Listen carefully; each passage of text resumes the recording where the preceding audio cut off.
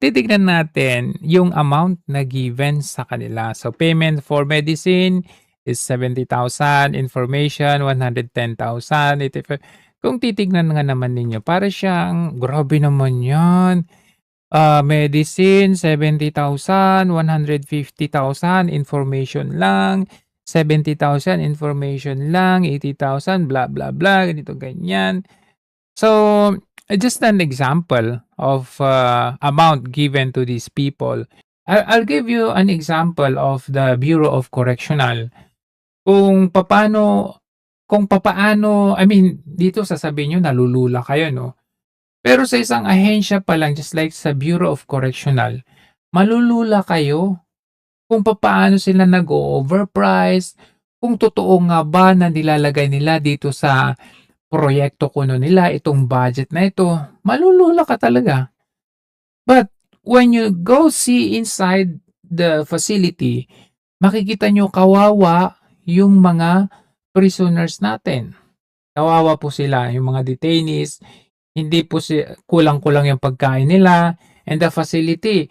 But when you go to the like ito example na lang example na lang natin dito ito po ay website po ito ng Bureau of Correctional. Just for your reference lang, tingnan natin. Last 2025, ayan. Ayan, 2025, makita ninyo. Tingnan natin yung from January. Halos every week or every day ang pagbabudget nila. January 6, 2025, January 7, January 9, January 10, yan, 13, 14. So, halos everyday yung pagbabudget nila. And kung titignan ninyo ay 58,000. Drone, 49,000. O, ayan o. Ano to? Repair of government vehicle, SUV. Isang sasakyan pa lang ito tignan nyo. Isang sasakyan yung plate number nyo. SHE222. Isang sasakyan, 74,000. Ayan o. 74,000. 78,000 ano naman to, spare parts ng repair ng patient transfer vehicle isang sasakyan pa lang to, 78,000. 265, grabe, 265 million to Food subsistence of PDL confined at Bureau of Corrections. Pagkain Miko, Mangkiko Catering Services. Magkano kayang mga kickback nila dito, no? You would imagine 265. Tama ba yung nababasa ko? Yan, 265 million. 734,454. So I'm just giving you an example of a certain, ito, Bucor Coffee Table Book. Grabe kayo 1.7 million. Ito hindi nababantayan po ng ito 11 million. 11 million. Garbage collection and disposal for NBP. Grabe naman yan. Diba tingnan ninyo? Ito ang tinitingnan natin. Ang titignan natin. 6.9 million. Ano naman to?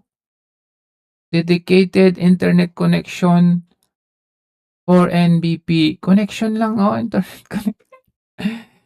Grabe ang mga overpricing. 237,000. Tingnan natin yung mga milyones may mga milyones, 710,000. Grabe talaga. 2.4 million. Ano naman to? Grabe.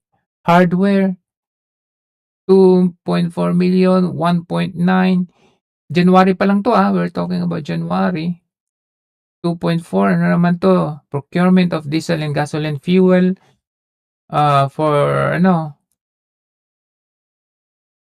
11 million. Ano naman tong 11 million na to? Ayan, patrol. Ilang kayang sasakyan to? Tingnan natin. Try natin i-open.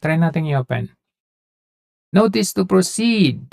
Yan, sabi niya, ilang vehicle ba to? Parang iisa lang ito, tingnan niyo ito. Feb 7, 2025. Ang budget dito, ayan si Katapang Katapang. Ang budget ay tumataginting na, asan na 'yon? 2 units lang ito, tingnan niyo. Supply and delivery of 2 units body scanner. 2 body scanner lang, alam niyo kung magkano? Nasaan na 'yon? Alam niyo kung magkano ang budget niya dito? 43,000,000. Ayan 43,908,738.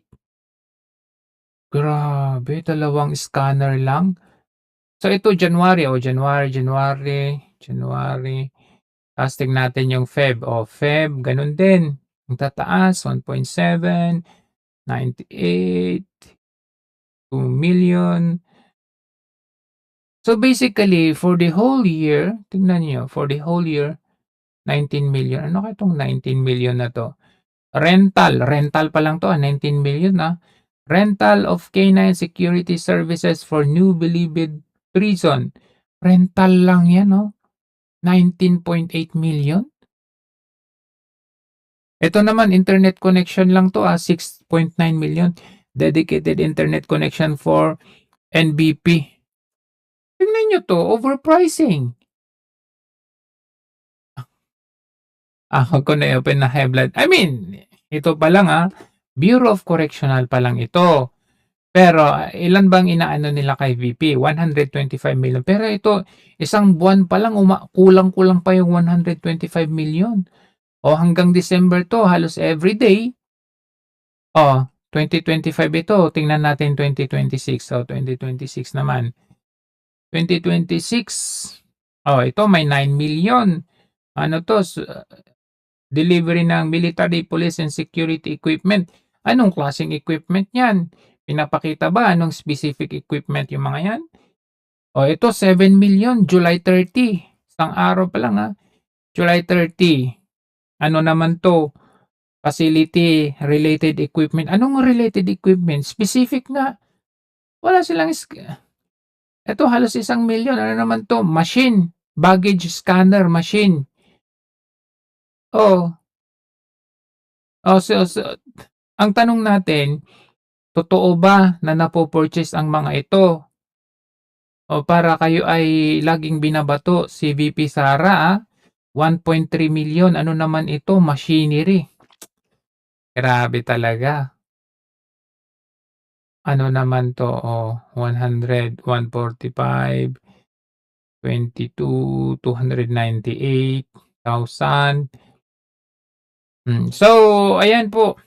Wala yan. Sisiw yung inaano nila kay VP. Yan. Sisiw lang yan.